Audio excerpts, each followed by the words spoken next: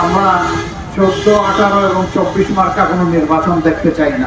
মানুষ রক্ত দিয়ে পরিবর্তন এনেছে, আবার প্রয়োজনে রক্তের বিনিময়ে পরিবর্তনকে শতভাগ সফল করবে। যদি একটি মানবিক সমাজ, দুর্নীতিমুক্ত সমাজ, চাঁদাবাজ মুক্ত সমাজ, দখলদার মুক্ত সমাজ যদি গড়তে হয়, তাহলে আল্লাহর আইনের কোনো বিকল্প নেই। বেশিরভাগ পুরাতন হোক আর নতুন হোক, এদেশের জনগণ কাউকে ছাড় দেব না, আমরাও ছাড় দেব না। আগামীতে দীর্ঘদিনের প্রত্যাশা একটা সুষ্ঠু নির্বাচন জাতির মুখে আছে। আমরা 14, 18 এবং 24 মার্কা কোনো নির্বাচন দেখতে চাই না। এ ধরনের কিছু আলামত আমরা লক্ষ্য করছি। যারা এই ধরনের অপকর্মের চিন্তা করছেন তাদের জন্য স্পষ্ট বার্তা, মানুষ রক্ত দিয়ে পরিবর্তন এনেছে, আবার প্রয়োজনে রক্তের বিনিময়ে পরিবর্তনকে শতভাগ সফল করবে। এখানে কাউকে কোনো ছাড় দেবে না এই জাতি, আমরাও দেব না।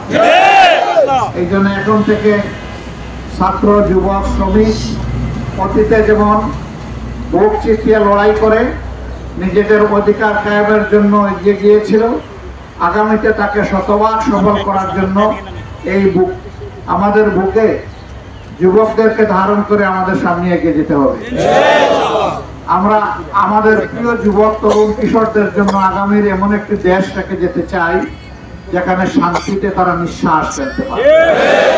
আল্লাহ ছাড়া কাউকে ভয় করার তাদের প্রয়োজন হবে না।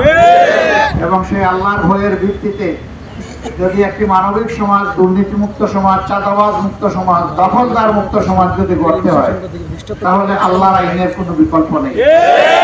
আল্লাহ সেই মহান আইনের দিকে, মানবিক আইনের দিকে সবাইকে আহ্বান জানাচ্ছি। ইনশাআল্লাহ আরো দেখা হবে, লড়াই আমাদের চলবে। যতদিন ফ্যাসিবাদের সামান্য অস্তিত্ব বাংলাদেশে থাকবে, ততদিন আমরা বিশ্রাম নেব না ইনশাআল্লাহ। আগামী নির্বাচন সুষ্ঠু হওয়ার উপর সেটা নির্ভর করবে। আমরা যেন কোনো নির্বাচন চাই না।